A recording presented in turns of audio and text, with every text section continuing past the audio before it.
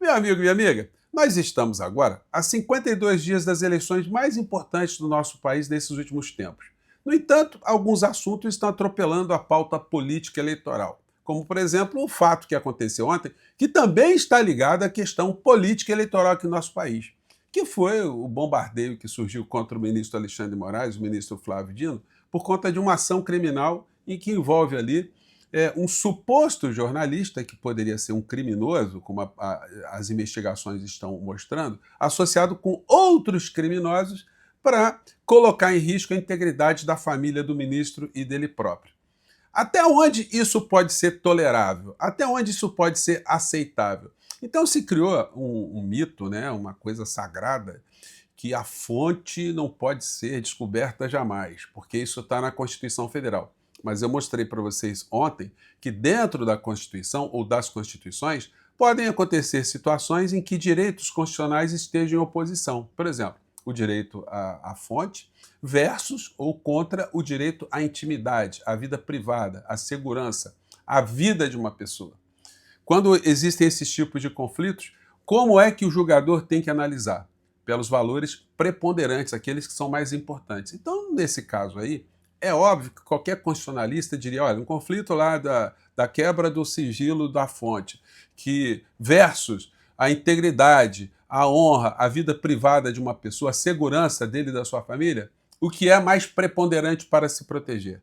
No entanto, a gente vê uma distorção tão grande nos meios de comunicação, é claro, né, que eles defendem ali os seus interesses econômicos, porque eles não estão preocupados nem com a ética e nem com princípios civilizatórios. Mas nesse momento em que a gente vê o bolsonarismo, né, abraçado com os grandes veículos de comunicação, colocando ali a senhora Malu Gaspar como a musa da democracia, algo está muito podre no reino da Dinamarca, né? Pois bem, eu vou conversar com vocês sobre o que está acontecendo, mas antes de mais nada, eu convido você a se inscrever aqui no nosso portal se você não está inscrito, né? E no final aqui vou fazer um convite muito legal para você que nos acompanha, tá bom? Você que é muito bem-vindo e muito bem-vinda.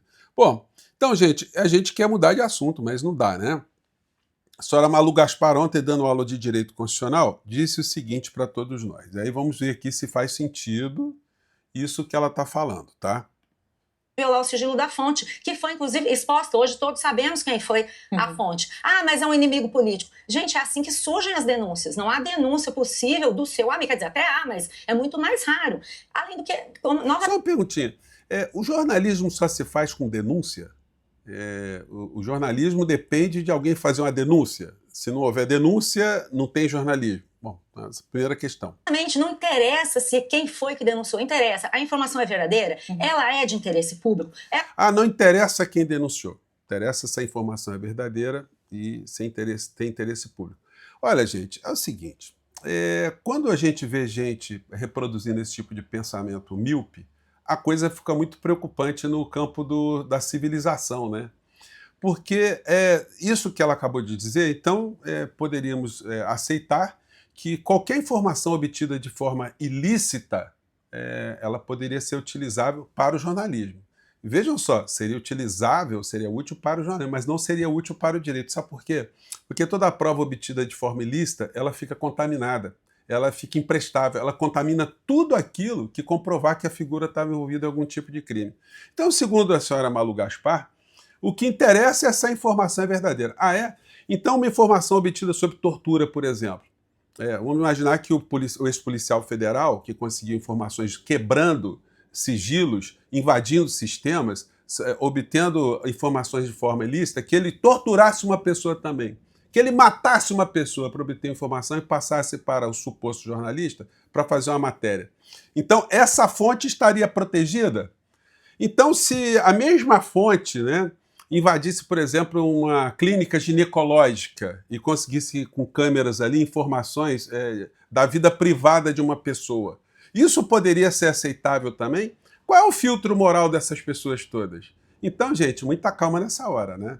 Não existe direito absoluto na nossa Constituição. O que eu tenho debatido aqui com vocês muitas vezes é como é que essa gente distorce o direito. Quando você vê um Ives Gandra falando a mesma coisa que Silas Malafaia, esse jurista do bolsonarismo, falando a mesma coisa que o Deltan Dallagnol, e outros tantos aí, né? Esses que se apresentam aí invocando direitos absolutos, um Sóstenes Cavalcante, essa gente toda aí da extrema-direita. Então a coisa fica muito complicada quando essa turma toda, junto com o Flávio Bolsonaro, ficam, de repente, querendo proteger o sigilo da fonte. Ora, gente, francamente.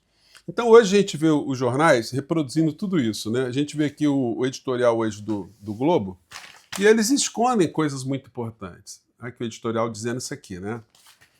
Violação de sigilo da fonte pela Polícia Federal é inconstitucional. Olha só.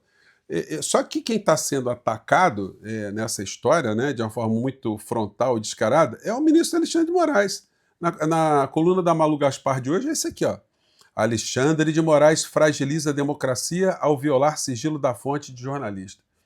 Senhora Malu, o ministro Flávio Dino, ele estava no bojo de ameaças. Era a família dele que estava sendo ameaçada. E está ameaçada por inúmeras ameaças. Então, o que se fez?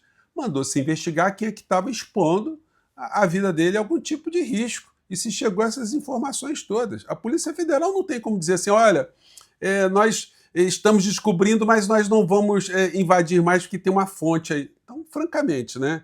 Então, é uma coisa muito distorcida. A gente vai vendo... aqui o editorial aqui no Jornal Impresso veio com outro tipo de manchete, né?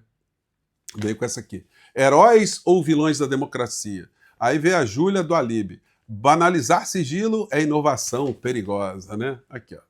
Assim. Então, gente, é um bombardeio, e aí todos os jornais aqui, você pega o Estado de São Paulo, todos eles falando, mas é o seguinte, a Daniela Lima, que é uma jornalista, aí sim, é muito competente, profissional, enfim, ela escreveu. Político que monitorou Dino no Maranhão é alvo em apuração de assassinato no STF. É essa figura que a senhora Malu Gaspar acha que está protegida, porque ela é a fonte, né? Então, até que ponto? Um criminoso, ele é fonte? O jornalista que faz uso desse tipo de expediente pode ser considerado um jornalista? Alguém que legitima, porque é o seguinte, né, gente? O criminoso que praticou o ato lá na frente, visando prejudicar alguém na ponta, esse cara fica protegido? Esse cara aí, se ele faz isso justamente para criar um prejuízo na outra ponta, o jornalista, ele tem que ser o jornalismo, a empresa de comunicação, ela tem que ser meio para a obtenção desse resultado criminoso, ou desse dano criminoso? Ah, mas é o interesse público. Gente, existem princípios civilizatórios. Se a gente focar o jornalismo no nosso país na dependência de práticas ilícitas, aí fica muito complicado. E foi o que aconteceu. Não é que uma fonte presenciou algo aleatoriamente e algo muito grave e quer prestar um serviço à sociedade e com boas intenções quer revelar alguma coisa escabrosa, algum crime, enfim. Não é disso que se trata, é uma coisa totalmente inversa. É alguém que está praticando crimes para prejudicar uma pessoa na ponta, expor uma pessoa na ponta, constranger, ameaçar uma pessoa. Então, gente, muita calma nessa hora, né? Essas pessoas ficam invocando direitos absolutos e fazem distorções para todos os lados. Mas ainda bem que a gente tem esse nosso espaço aqui para colocar essas histórias. Ontem eu mostrei para vocês, ó. Acho que dá para pegar aqui, deixa eu arrumar a câmera aqui, gente, para pegar aqui direitinho. Ó. Isso aqui é o inciso 14º, assegurado a todos o direito à informação, resguardado o sigilo da fonte quando necessário ao exercício profissional. Enfim, mas não é uma coisa absoluta, porque aqui no inciso 10 são invioláveis a intimidade, a vida privada, a honra e a imagem das pessoas, assegurado o direito à indenização pelo dano moral ou decorrente de sua violação. Então, não vale tudo. A fonte não está, nem o jornalista está totalmente protegido. Aliás, ninguém está totalmente protegido, né, para cometer crimes. Então, essa história está sendo muito mal desenhada. Obviamente que o senhor Flávio Bolsonaro colocou a Malu Gaspar como musa dele, a extrema-direita toda. A maioria das pessoas parece não ter compreendido a dimensão disso. E aí, vamos embora. Blogueiro alvo de buscas por ordem de Moraes no Maranhão já foi preso por chantagem, extorsão e ameaças. É o seguinte, aí tem o Guedin ontem, ele deu um pitaco sobre isso que eu quero compartilhar com vocês. Vamos lá. Pedido é negado. E o caso passa a envolver um ministro do STJ, um senador da República. Então, isso que começa com homicídio, um crime simples, no Maranhão, sobe para o STF. O Guedin, um homicídio, para começo de conversa, não é um crime simples, né? Mas a fonte que a Malu Gaspar está defendendo é esse cara que está envolvido na proteção de um homicídio, de uma coisa escabrosa envolvendo corrupção. Mas vamos lá. Cai na mão do Flávio Dino. O Flávio Dino não se dá por suspeito, impedido, apesar de envolver a política do Maranhão, e determina a prisão desse ex-delegado da Polícia Federal, Raimundo Cotrim, acusado de obstruir justiça, de tentar impedir uma investigação que chegaria a familiares do governador do Maranhão.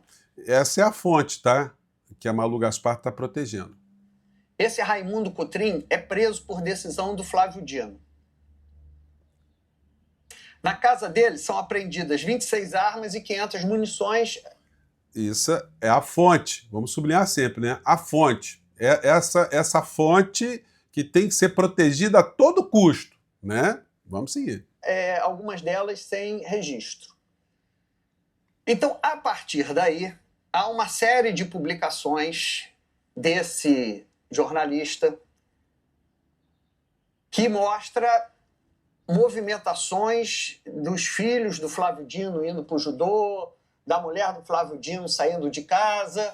Gente, vocês estão entendendo a relação? Assim que esse ex-delegado foi preso com essas armas, com essa história toda, por ter se envolvido em crime escabroso lá atrás, é que começam a aparecer imagens contra o ministro Flávio Dino, e da família do ministro Flávio Dino, mostrando que, olha, por que esse troço brotou agora? Brotou dessa forma. Quem é que está fazendo isso? Então se fez uma investigação porque o ministro estava sofrendo ameaças, né? Você tem a foto do seu filho, da sua esposa, saindo de judô, saindo de academia, de escola. Meu amigo, quem é que não fica preocupado, né? E isso é entendido como uma intimidação contra o ministro Flávio Dino, uma perseguição, por conta deste processo que está com o Flávio Dino sob sigilo. Então, o Alexandre de Moraes investiga essa suposta perseguição. Apreende o celular do blogueiro, do jornalista. Vai até a fonte e descobre que a fonte das informações sobre o carro, sobre os deslocamentos, portanto, partem do Raimundo Cotrim, que é esse ex-secretário de Segurança que foi preso por decisão do Flávio Dino, acusado de obstruir justiça num crime de homicídio que levaria a familiares do governador. Totalmente protegido, segundo as organizações Globo, a Malu Gaspar, o Flávio Bolsonaro, enfim, essa turma toda, né? Então, esta é a complicação deste caso, porque não se trata de um jornalista profissional fazendo uma denúncia legítima sobre o uso de um carro público, de um bem público, com de um homem público usando o bem público, que é legítimo. Há, inclusive, suspeita de que seja um picareta que recebeu 100 mil reais para perseguir Flávio Dino. Então, essa é a fonte. Então, gente, precisa ser advogado, precisa ser jurista para saber o que é ético, o que não é? Por que a Constituição Federal protege algumas coisas?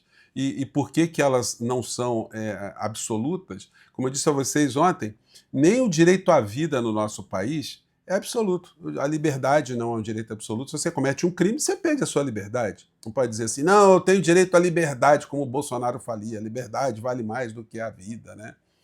Se uma pessoa... A vida também, por incrível que pareça, não é um direito absoluto. Porque se alguém fosse te matar e você matasse a pessoa em legítima defesa, você ia ser processado, porque você estava ferindo um direito absoluto, direito à vida, direito à propriedade, enfim. Não existe direitos absolutos. Então, quando a gente vê essa gente bradando, né, o ministro Alexandre de Moraes está rasgando a Constituição, olha, muita calma nessa hora, né?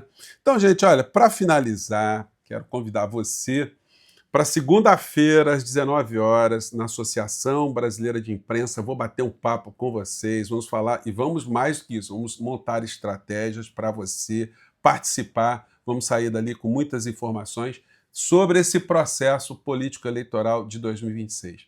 Tenho certeza que vai ser um encontro muito legal, então você está convidado desde já, está na Rua Araújo, Porto Alegre, número 71, segunda-feira, às 19 horas, aqui no Rio de Janeiro. Eu sempre coloco o link aqui no primeiro comentário, tá? E para você nos apoiar aqui, tenha esse QR Code. E aí, converse com aquele seu amigo também, tá? Aquele que está bebendo muito na fonte dessa turma aí, pergunta para ele, vem cá, vale tudo para se obter uma informação?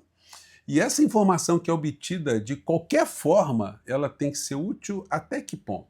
Tá aí, né? Você permitiria isso? Bom, eu fico por aqui mais uma vez, um grande abraço, mais tarde a gente volta. Tchau!